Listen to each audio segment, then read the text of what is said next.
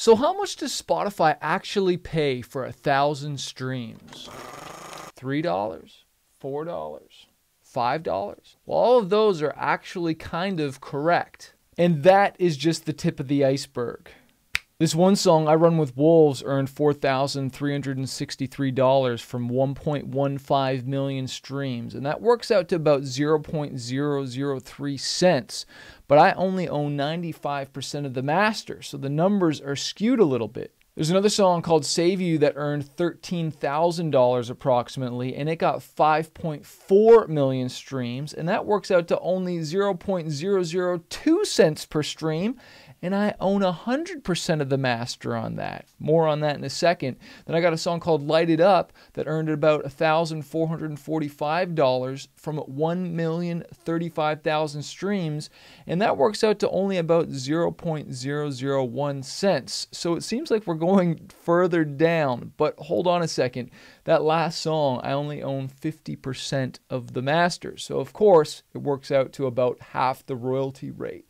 So what's going on here? And there's 4 things to really consider what's happening with the royalties, all right? And number 1 is, how much do you own of the master, all right? If you only own 50% or 95% or 100%, that's going to skew the numbers huge, right? So you got to really look at how much do you actually own of it. When I was signed to a record label, we only owned 20% of the master, right? There's some distributors, right, that you can work with where, like Symphonic, they take about 15%. There's another distributor that we've worked with called STEM, where they take 10% of the master forever. And that's why typically I like to work with DistroKid, where you get to keep 100% of the royalties. Okay, so you got to make sure you know how much you're getting and how much people are taking before it ends up in your pocket, even managers, right? But before we put our guns down, let's just remember that the real enemy here is the government, because they're the only ones that actually take money for doing nothing. But let's get on to number 2, which is the location of the streams. Like, where are the streams coming from? Are they coming from the US, Canada, Singapore, or Brazil, or Taiwan, or, in a more third world country, right? Where the stream rates aren't as high, because the cost for a Spotify premium account is lower. So the payouts are lower. So that's why these numbers are skewed. The third thing we need to check out, is it from a premium account or a free account? Because again, that's going to skew the numbers. If I'm a paid user for Spotify versus if someone's on the free tier and they're hearing ads, that's going to mess with the numbers a little bit, okay? And then number 4, and this is why I know for a fact I think that first one that I talked about, my song Save You, where the royalty rate was about 0.002, and that's because I know Spotify has pushed this song huge in Spotify Discovery Mode, which they take a 30% commission. But if you notice, that was the song that had actually paid me the most royalties, right? So even though Spotify takes this 30% commission to share my song out for free via the radio and the autoplay playlist, those are the algorithmic playlists, I still earned money despite the commission they take. And they say in testing, we found that Discovery Mode can inspire further commission-free exploration of an artist's catalog, often leading to downstream and organic streams outside of radio and autoplay. They will start sharing that song out via radio and autoplay, but then if someone goes and listens to another song outside of that, that is royalty free. So how can you increase your royalties overall? Well, number 1 is shorter intros. We know from all the streaming platforms, for a song to be considered streamed once, it has to be streamed for 30 seconds.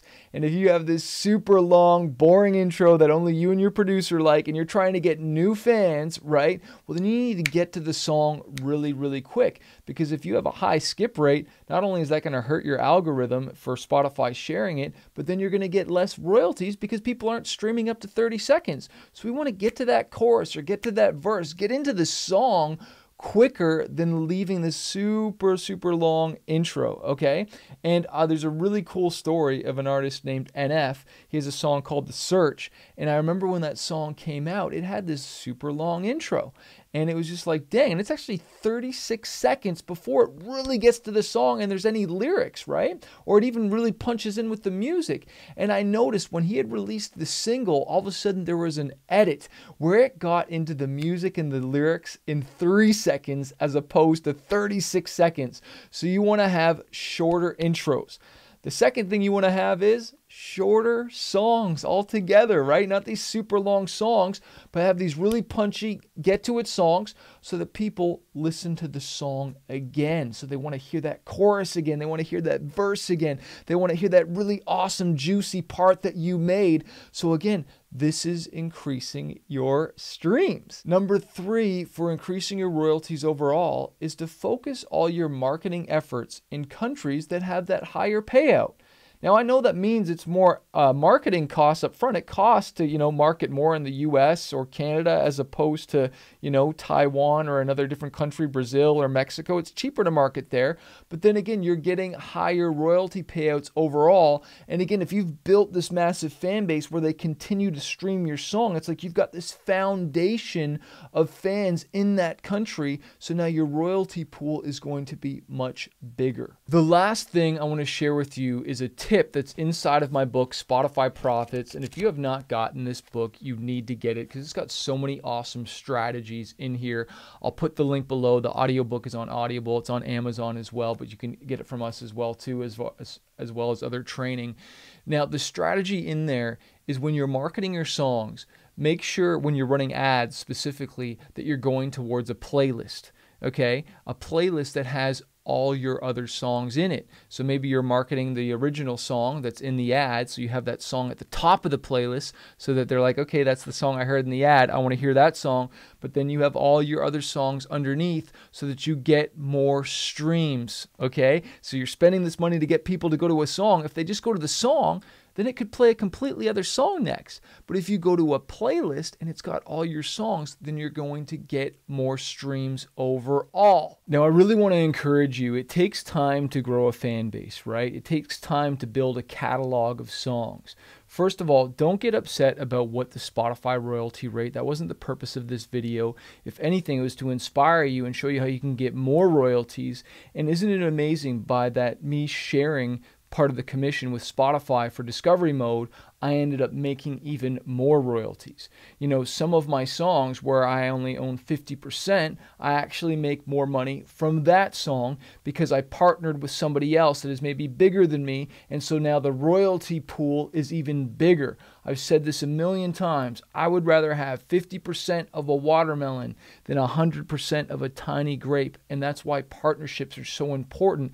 But if you're doing this on your own, don't feel lonely. Be encouraged. You aren't alone. I'm here doing music alone sometimes too, but I partner with other people. There's other artists doing this. You are closer to a breakthrough than you think, but you've got to put 10 times more the marketing effort for a longer period of time than you think. I thought I was going to blow up in year 1. It took 3 years, and then it took another 6 years to finally have success in my own country, right? And so I want to encourage you to keep pushing. When you're running these ads, when you're promoting the songs, I talk about this again in Spotify Profits, is that you can eventually trigger that algorithm.